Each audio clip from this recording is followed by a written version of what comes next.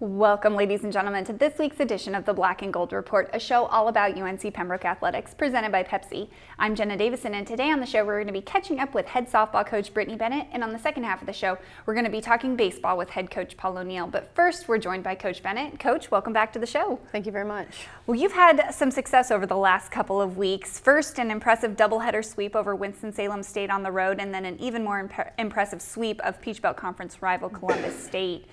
You've also picked up key victories over Francis Marion and Flagler as well. What is the strength of your team right now, and what would you like to see from your players over these last 2 weeks of the regular season? Well, I think we've actually gotten better as the season's gone on this year. We were just kind of hurt in the middle of it. So we started off really strong and got really hurt, and that kind of put a damper on things, and you can see where we struggled through the middle of the year. And then now we're starting to pick it back up, and we're competing in every game, and we're playing very good games and very low scoring games, which is very helpful on the pitching side.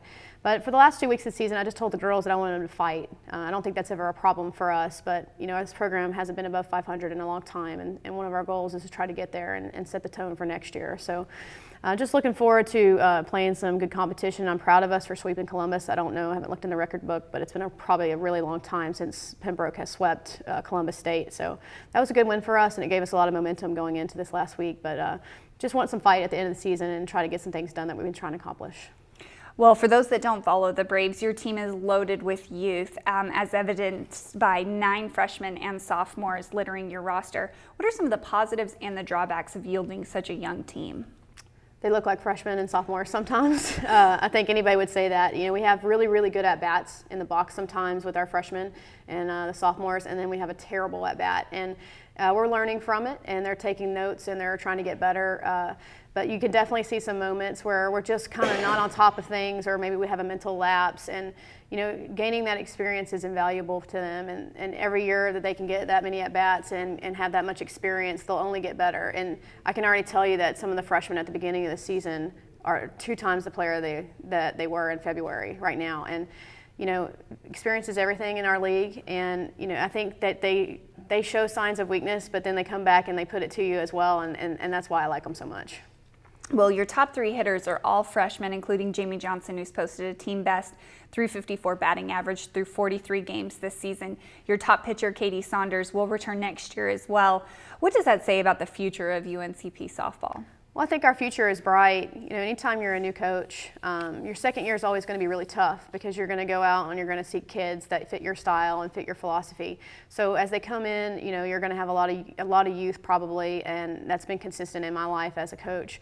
And to have them putting up numbers like they have this year, as they gain experience and gain some maturity on the field, I think they'll only get better every single year. And I think it shows a lot of our program. I think it's always good when you have a lot of good competition from your youth. Anytime that you bring in a bunch of freshmen and transfers and they don't compete on the field, it allows for complacency, and that's just something we're trying to avoid. So I'm really happy with our youth, and I'm glad that they're here, and I'm glad they're getting some playing time and learning a lot this year.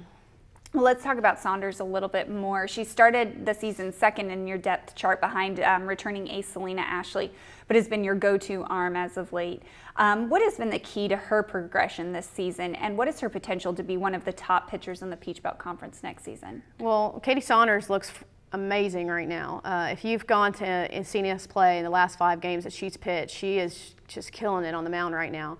I told a lot of people this at the beginning of the season, that once she just got a little time on the mound, that you guys would really see a different pitcher. And if you watched us in February and you watched us yesterday, you would have seen 2 totally different people. She's 1 hit, 2 hit, 3 hit, shut out 4 or 5 teams in the conference this year, and that's a big statement coming from a new kid that's not been in the league. So she's done a really good job. I'm really proud of her, and she'll even look at me when she comes off the field and say, you know, my fault, coach, I should have kept that ball down, or this or that, and that says a lot about leadership. So I'm really proud of her. Well, 5 of the young women on your team will play in their final home games of their collegiate careers on Friday night against USC Aiken. Since we won't be able to sit down and talk with you again before the end of the season, I wanted to give you to give you a chance to talk about your seniors and what they've meant to not only you but also to this program. Well, that's a hard group to talk about. I think everybody in the whole department and around here in this area knows that group of girls, and they mean a lot to me. They mean a lot to Coach Hobbs. She played with them. They mean a lot to Coach Smith. He's been with them for 3 years. But, I could talk about them, individually. The twins, Katie Wilson and Carly Wilson, they are the face of our team. Everybody knows them. They work really, really hard. They do everything I ask them to do. They're fun to be around, and they're good competitors. Selena coming in and transferring has turned this program around in 2 years that she's been here and contributed a lot to our success, and she's a hard worker as well and has a great attitude. Megan has gone from being a silent leader to a leader on the field and saying things that I need her to say and saying the right things, and I'm really proud of her for that. And then you have Morgan Davis, who is choosing to go into her senior year. She still has a year left, but she's a senior for many different reasons. And that kid, I can just count on her to make me laugh when I'm really, really mad or upset, and she'll hit a ball right where it needs to go sometimes when I was least expecting it, and she's just been a ball of joy to be around.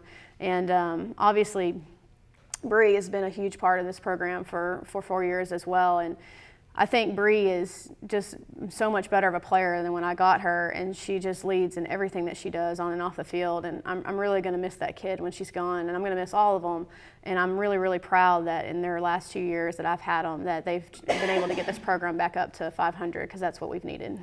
All right, well, we're going to take our first commercial break, and when we come back, we're going to continue talking to head softball coach Brittany Bennett, so stay tuned.